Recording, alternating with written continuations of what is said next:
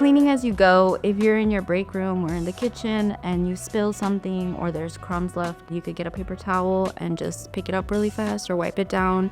Also, organizing your space, making sure all your supplies are where they need to be. That way, whenever you need to, you could just clean off the open areas or surface areas on your desk or countertops. I would recommend them cleaning their desks and the break room or their kitchen. That's where a lot of the foot traffic is. Break rooms are used all the time throughout the day, and as well as your desk. If you spill something or it's sticky or you're eating there, because I know a lot of times people just go and start snacking on stuff, and they do leave crumbs. So I would say the kitchen, break room, or your desk.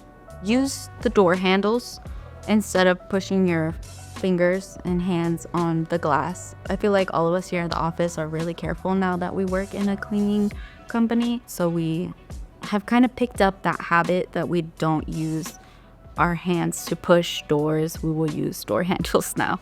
So I guess that would be kind of like a tip to keep it clean a little bit. Because that's what you look at. When you first come in somewhere, you look at the door and you'll see smudges or handprints. Also in the elevators, keep your hands to yourself in the elevators. You should see some of these places, they have handprints all the way up at the top. So somebody is in the elevator just like this. I don't understand why. Just push your button and go.